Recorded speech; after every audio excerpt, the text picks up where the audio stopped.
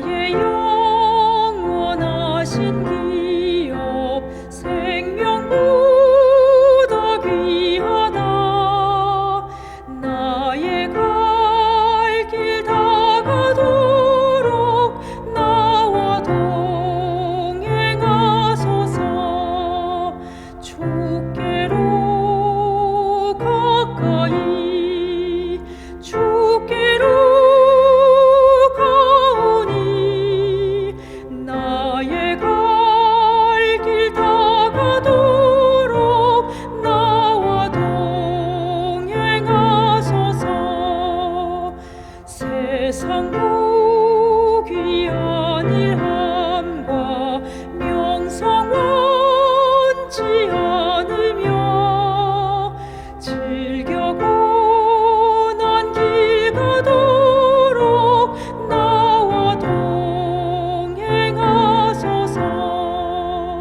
주께로 가까이 주께로 가오니 나의 갈 길 다가도록 나와 동행하소서.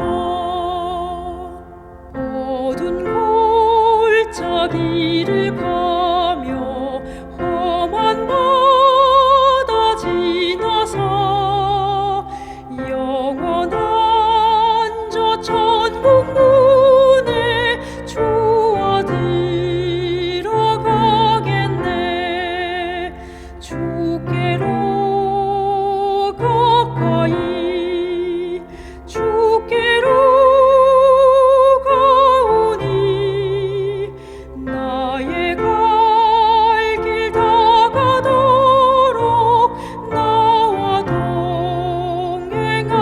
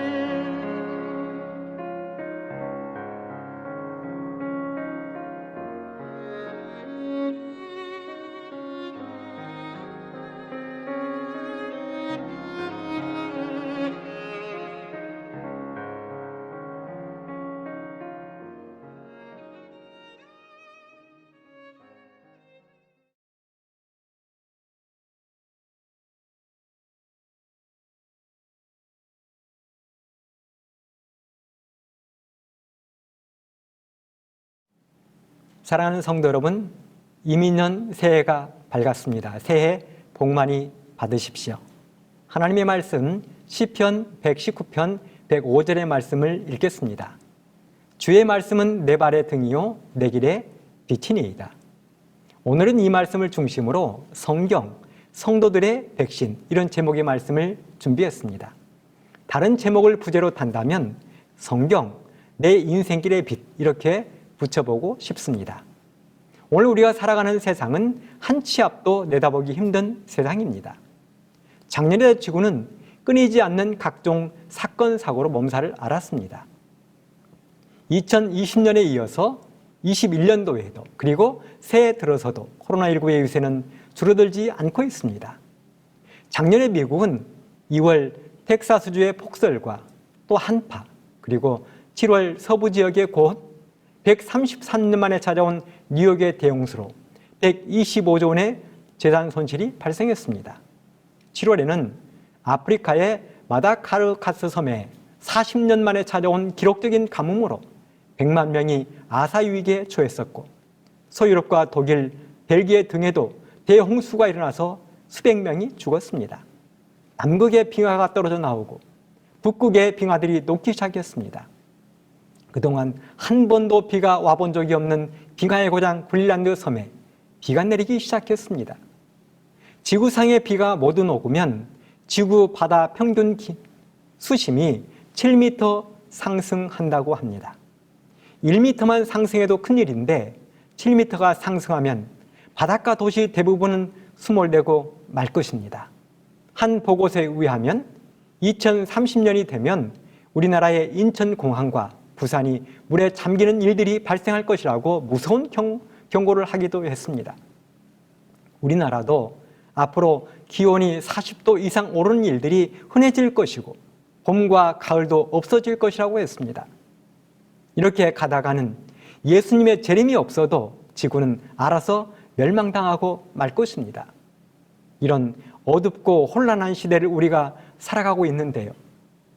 이러한 때에 우리의 미래를 확실하게 비추어줄 해결책은 어디에 있을까요? 어떻게 하면 새로운 2022년도에도 변함없이 예수님의 재림을 기다리며 어떠한 시험과 유혹에서 승리할 수 있을까요? 어떤 백신을 우리 성도들이 맞아야, 재림 성도들이 맞아야 죄로부터 안전하게 믿음을 지켜갈 수 있을까요? 저는 바로 그 해답을 오늘 시작하면서 읽은 성경 말씀에서 찾았습니다. 주의 말씀은 내 발의 등이요 내 길의 빛이니이다. 그렇습니다. 하나님의 말씀의 백신을 맞는 것입니다. 코로나를 물리치기 위하여 사람들이 화이자, 모더나, 얀센, 아제 백신을 맞는 것처럼 우리 성도들은 죄로부터 안전하기 위하여 100% 효과 확실한 하나님의 말씀, 성경의 백신을 맞는 것입니다. 사랑하는 재림교회 성도 여러분, 저와 여러분들이 하나님께 얼마나 소중한 존재인지 생각해 보셨습니까? 교회증언 7권 138쪽에 보면 제7일 안식일 예수 재림 교인들은 세상으로부터 분리된 특별한 백성으로 하나님을 위해 선택되었다. 그분께서는 진리의 큰 절단기로 그들을 세상의 채석장에서 잘라내어 당신 자신과 연결시키셨다. 그분께서는 그들을 당신의 대리자로 삼으셨으며 구원의 마지막 사업에 있어서 당신을 위한 대사들이 되도록 부르셨다. 이제까지 인간에게 위탁된 것 가운데 가장 큰 진리의 부여와 하나님께서 인간에게 보내신 가장 엄숙하고 두려운 경고가 세상에 전해지도록 그들에게 위탁되었다. 그렇습니다. 저와 여러분은 세상으로부터 분리된 하나님이 특별히 선택한 하나님의 백성들입니다. 진리의 절단기로 세상의 채석장에서 잘라낸 구별된 백성들입니다. 하나님이 세상에 보내신 하나님의 대리자들입니다. 세상에 임할 하나님의 진노를 온 세상에 전할 하나님의 백성들입니다.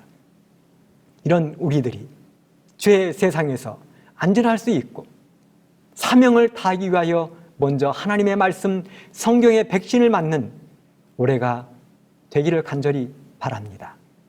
어둡고 험한 세상, 어디가 어디인지 구분하기 힘들고 선과 악을 구분하기 힘들고 무엇이 옳고 그른지도 분간하기 어려운 이 세상, 언제 끝날 줄도 모르는 세상에서 성경은 내 길의 빛이라고 말씀하셨습니다. 그렇습니까? 우리 성도님들에게 성경은 어두운 세상길에 등이 되고 빛이 되셨습니까? 그렇게 성경 말씀을 성도님들의 앞길의 등으로 빛으로 삼기 위해 노력해 보셨습니까? 하나님의 말씀인 성경은 구약의 창세기로 시작해서 신약의 요한계시록까지, 하나님의 말씀인 성경은 구약 39권, 신약 27권에서 66권으로 구성되어 있습니다. 모세를 비롯한 구약 성경 기자 30명, 신약 성경은 바울을 비롯해서 10명 해서 총 40명이 기록을 했지요. 가장 오래된 창세기는 모세가 기원전 1500년부터 시작해서 신약의 요한계시록은 사도 요한이 기원 후 98년까지 약 1600년에 걸쳐서 완성을 시켰습니다. 그렇다면 성경의 저자는 누구입니까, 여러분? 디모데후서 3장 16절에 보면 모든 성경은 하나님의 감동으로 되었다고 기록했습니다. 그렇습니다. 성경의 저자는 하나님이며 그 감동을 받은 40여 명의 선지자들과 제자들이 기록한 것입니다. 그렇다면 성경이 기록된 목적은 어디에 있을까요? 왜 하나님은 우리에게 성경을 주셨을까요? 디모데후서 3장 15절에 보면 또 네가 어려서부터 성경을 알았나니 성경은 능히 너로 하여금 그리스도 예수 안에 있는 믿음으로 말미암아 구원에 이르는 지혜가 있게 하느니라. 이렇게 기록을 했습니다. 그렇습니다. 성경을 주신 목적은 너무도 명확합니다. 우리로 하여금 구원에 이르는 지혜를 주시고 구원에 이르는 길을 알려주기 위하여 말씀을 주셨습니다.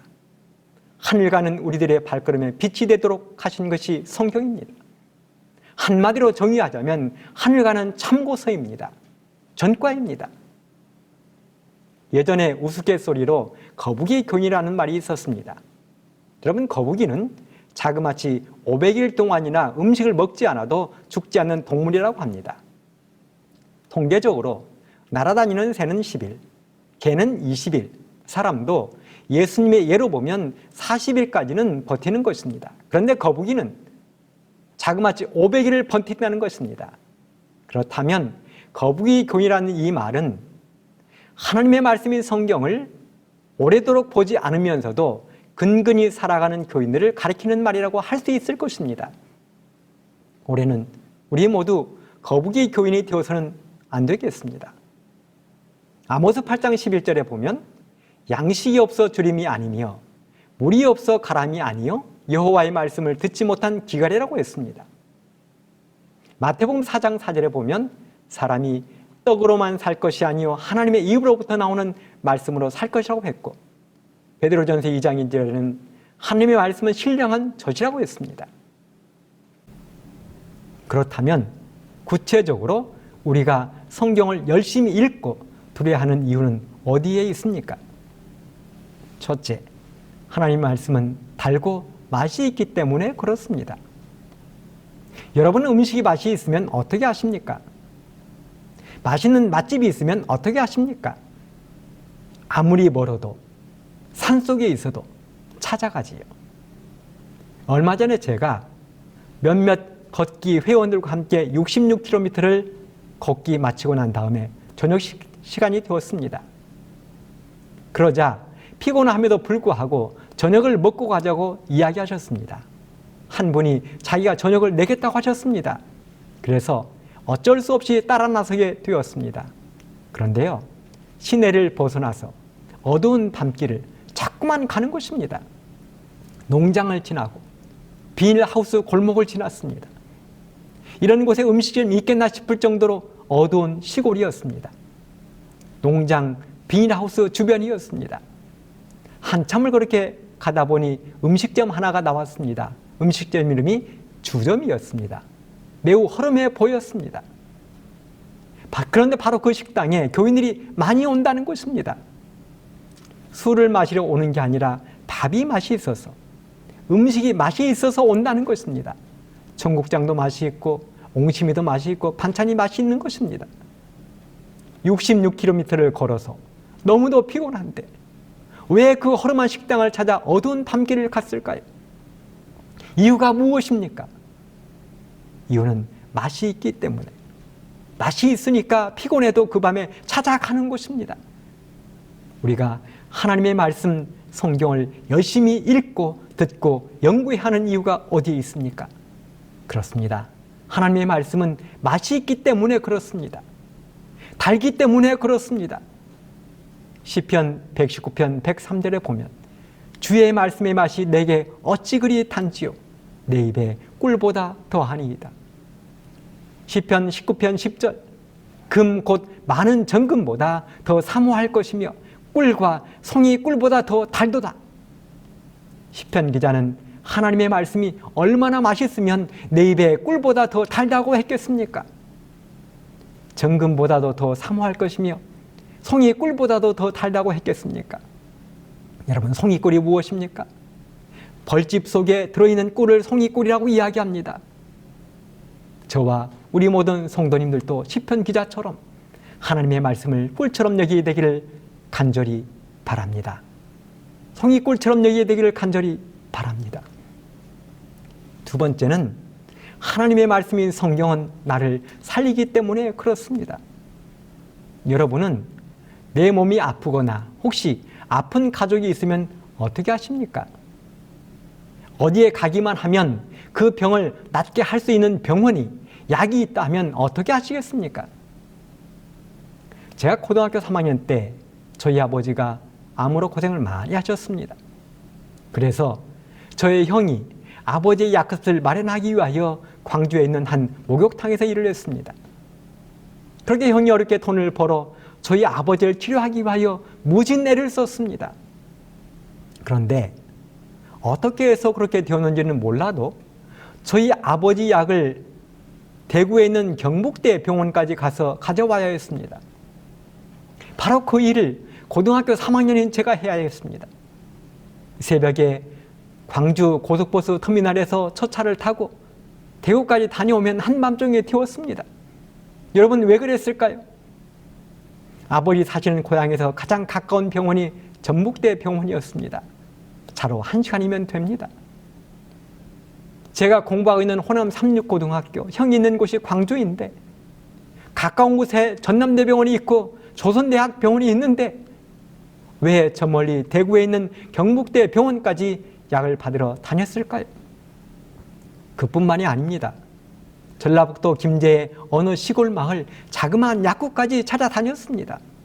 왜 그랬을까요? 왜 이름도 없는 시골 마을 약국까지 찾아다녔을까요? 거기에 가면 저희 아버지를 살리는 약이 있다고 했기 때문에 그랬습니다.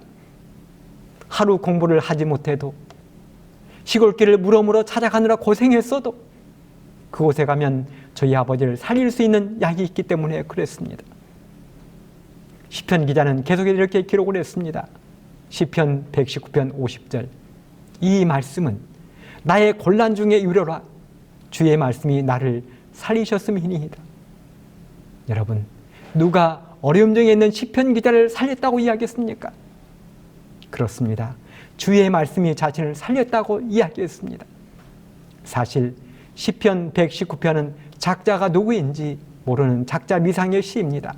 그런데 그는 고백하기를 자신이 가장 힘들고 어려울 때, 곤란 중에 있을 때 자신에게 위로가 되고 자신을 살리는 것은 하나님의 말씀이라고 고백했습니다. 사랑하는 성도 여러분, 살고 싶으십니까? 그렇다면 시편 기자의 고백처럼 주의 말씀, 하나님의 말씀을 드십시오. 말씀의 백신을 맞으십시오.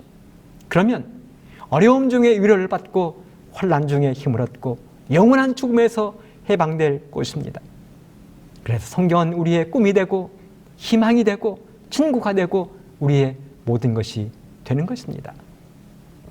지금부터 400여 년 전에 영국의 암스트롱이라는 사람이 말과 양을 훔친 죄로 사형을 선고받게 되었습니다. 그렇게 그는 사형을 기다리며 감옥에서 희망 없는 하루하루를 보내고 있었습니다. 아무리 생각해 보아도 살아날 길은 보이지 않고 절망적이었습니다. 그런데 하루는 그의 귀에 영국의 왕이 제임스 1세가 학자들을 시켜서 킹 제임스 성경을 만들었다는 이야기를 들었습니다. 그는 하나님을 믿지도 않는 사람이었는데 그때부터 교도관에게 열심히 부탁했습니다. 자신은 사형수로서 얼마 있지 않으면 죽을 텐데 죽기 전에 소원이 하나 있다는 것입니다. 그 소원은 바로 영국의 왕께서 만든 킹 제임스 성경을 한 번만 읽어보는 것이라는 것입니다. 그렇게 끈질기게 교도관에게 부탁을 하자 그 교도관이 왕에게 보고를 했습니다. 그러자 제임스 국왕은 너무나 기뻐서 성경 한 권을 가져다 주도록 하고 성경을 다 읽을 때까지 사형을 보류하도록 명령했습니다.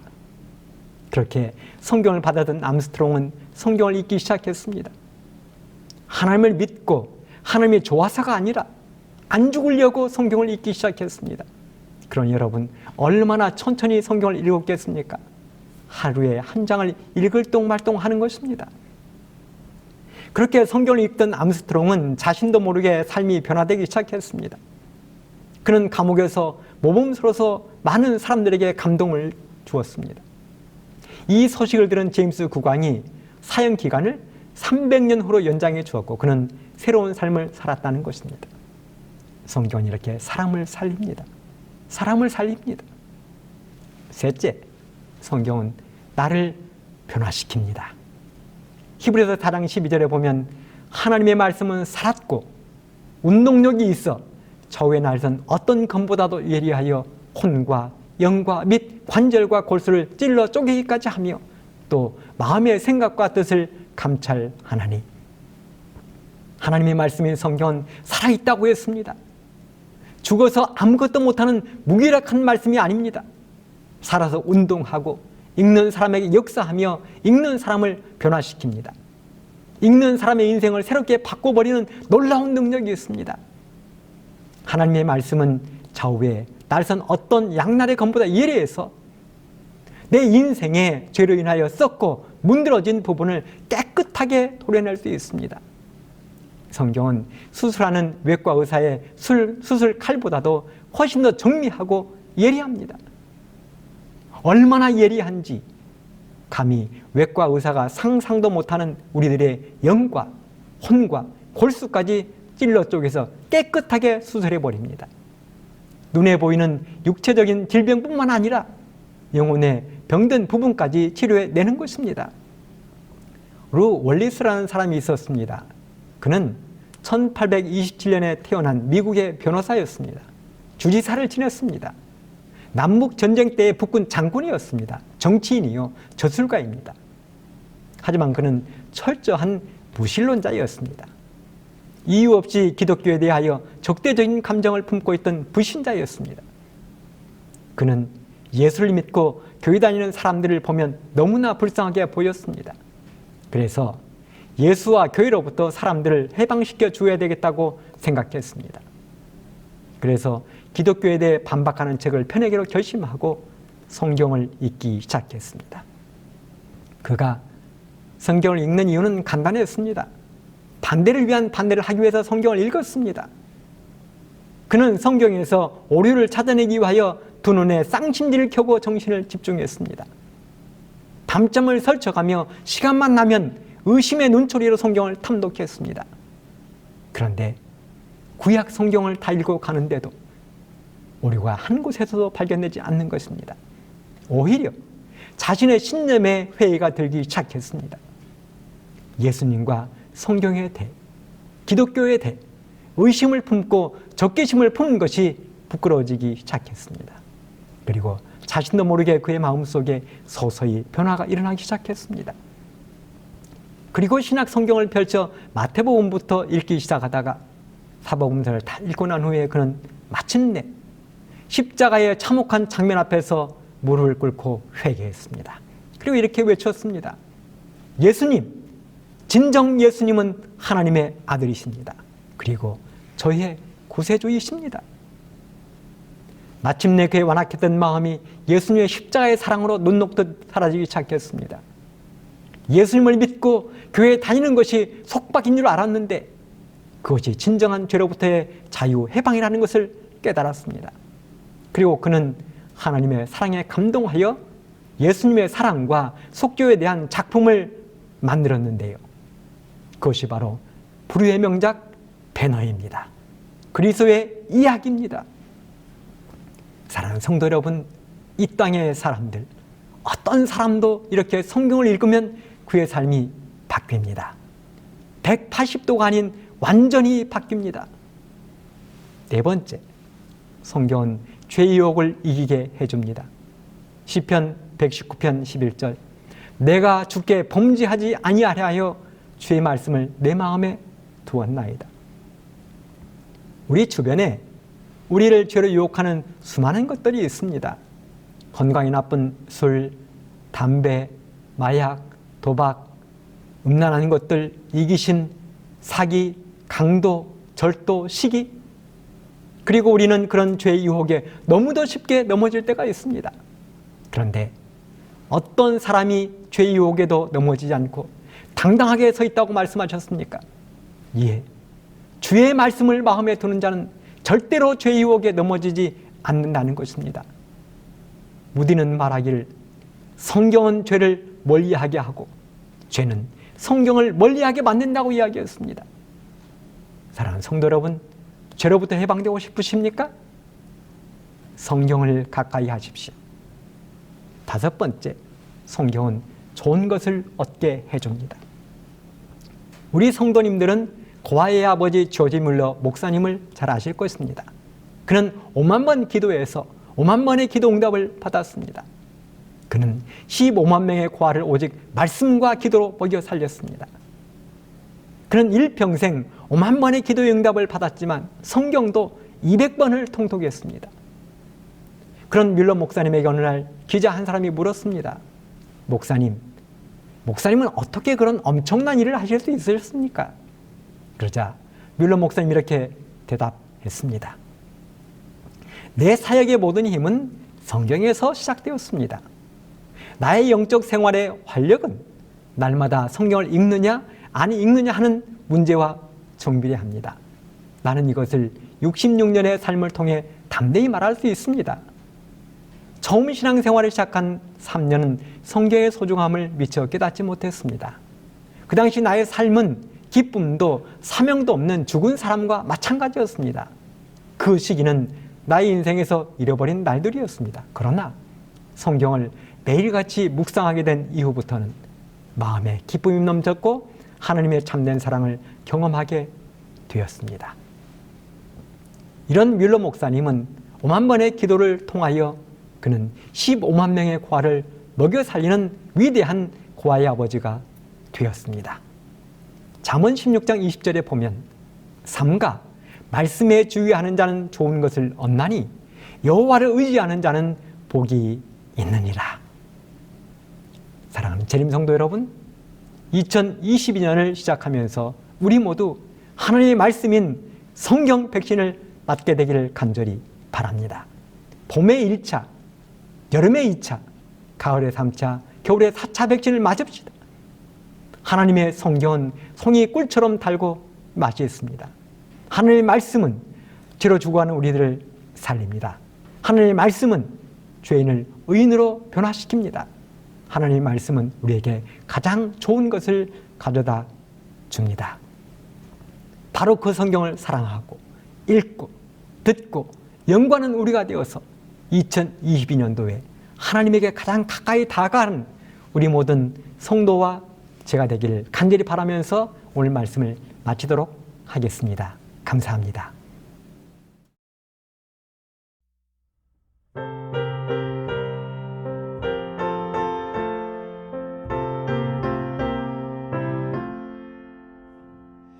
달고 묘한 그 말씀 생명의 말씀은 귀한 그 말씀 진실로 내 생명 되도다.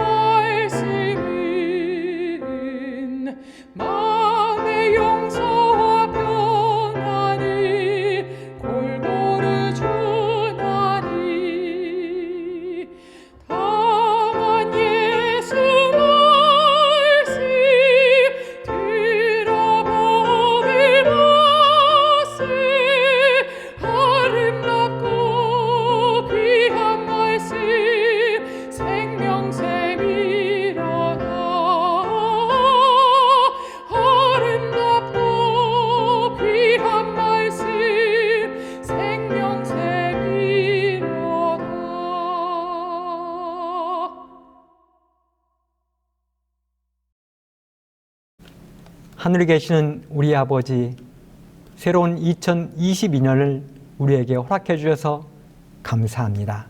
하나님 우리 아버지, 2022년 한 해 동안 우리 모든 성도님들에게 하늘의 복을 넉넉히 부어주셔서 말씀으로 성장하고 하나님의 교회를 사랑하고 육신적으로 건강해서 주님의 재림을 맞이하기 위하여 최선을 다하는 한 해가 될 수 있도록 함께하여 주시옵소서. 하나님의 말씀을 사랑하기를 원합니다. 저에게 말씀을 주옵소서. 주의 종이 듣겠나이다. 오직 한 해가 말씀 사랑인 우리 모든 성도님들 되게 도와주시기를 예수님의 이름으로 간절히 기도하옵나이다. 아멘.